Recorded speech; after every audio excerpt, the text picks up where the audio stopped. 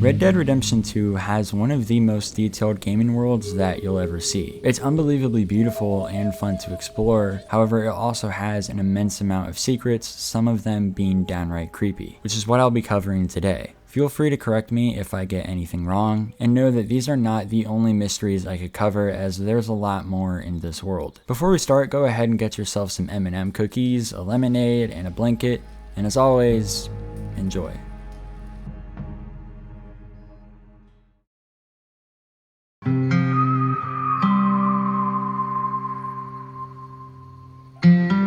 Starting off fast, the man-made mutant can be found in a house to the left of the Van Horn trading post and is widely popular among players to be one of the creepiest locations in the game. It may just look like a normal and old house at first, but if you climb through the window on the top, you'll see something really disturbing. Different animal parts grafted together, and also notes around the room talking about parts of certain animals, as the person who is up to this is probably planning to continue. The main standout in this room though is what this place is known for, which is the man-made mutant, which seems to be a human mushed into animal parts, which was likely done on the table in the middle of the room. No one knows who did this, and we honestly don't have any actual hints, but a couple things to note is that whoever is up to this, it's likely only one person, thankfully, and they aren't dead as the fire in this room stays lit through nightfall. One theory that I personally have on someone that could be up to this is that this could be a member of the Murphy Brood. Main reason being is that this house is close to Murphy country, and they are just the closest psychopaths to this location. Of course, this is just speculation, and I could be completely wrong. Whoever is doing this though, isn't someone I'd like to see anytime soon.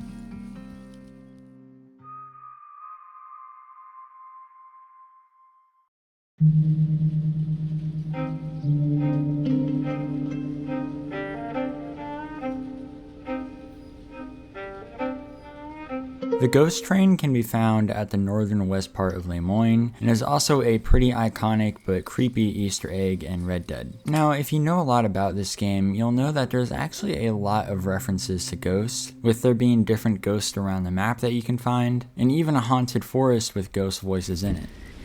What's that terrible noise? But the ghost train sticks out to be more mysterious for multiple reasons. First off, a train being a ghost is especially strange since it's obviously not alive, and you can't see any actual ghost inside of the train or around it. Now, it is possible, based on how the supernatural world is in Red Dead, that this train is here because there is an actual train wreck, as you can find one straight north of Valentine. This does still leave some unanswered questions though. First off, we don't know how the train crashed and why. One guess could be that robbers blew it off a cliff, but there's no evidence for anything specific. Besides, if there were people trying to rob this train, they had to have been amateurs since they missed extremely valuable loot that you, the player, can find yourself. The other mystery is that this ghost train is for some reason going the wrong way. I have absolutely no idea as to why this could be, but it definitely makes the entire situation even more creepy. If anyone has anything else to say about this, definitely let me know in the comments.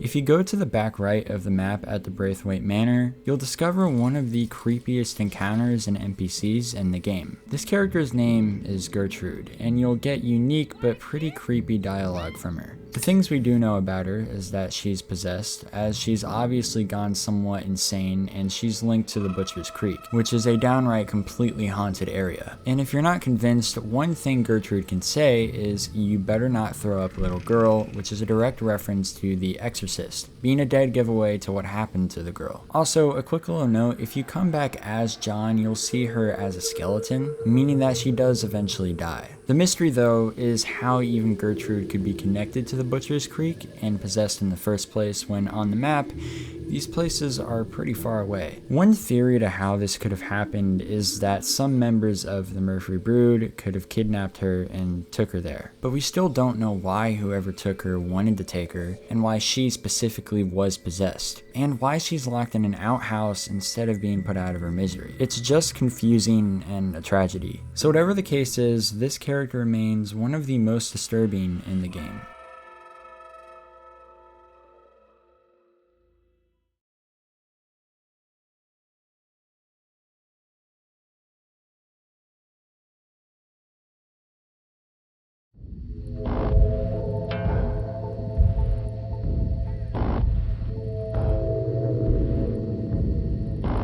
One of the most gruesome mysteries on this list, you can find this to the very left of Valentine on the map.